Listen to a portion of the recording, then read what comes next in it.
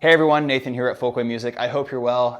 It's Friday, so we're back talking about guitars, and today I have a really special guitar to show you. This is a 1952 first year Gibson Les Paul model. Obviously it's a hugely historically significant guitar. The Les Paul is one of the most iconic guitars ever made, and these 52s were the first variants. They were still figuring some things out, but we're going to go through that. So first off, these guitars don't have serial numbers. Usually on a on a 50s Les Paul, you would see an inked serial number here, and these guitars don't have that. That didn't show up until 1953. So you can usually tell if a guitar is made earlier or later in its respective year just by that inked serial number alone.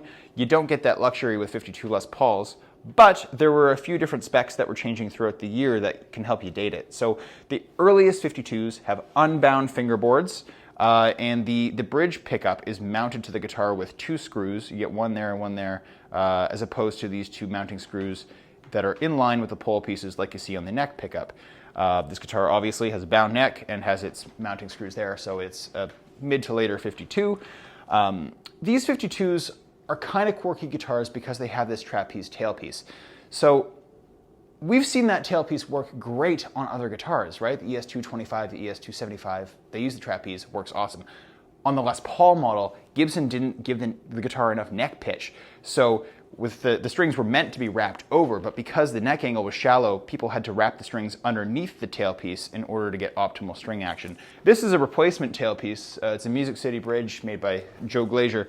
But this here is the original, and this was on the guitar up until it came to us, and we put the Music City bridge on there just to get modern playability out of the guitar. But the original owner played with this original tailpiece for decades, and you can see if you flip it over, he actually did wrap the strings underneath of the tailpiece. So he would have had good string action, but he wouldn't have been able to palm mute really well, and his intonation probably wasn't all that great either. So again, we've put this bridge on there for optimal playability. But these are the first year Les Pauls. They started figuring things out a little more later in the decade with some different bridges and neck pitch and all that, but they're really cool guitars. This one sounds great, it plays great, it's awesome.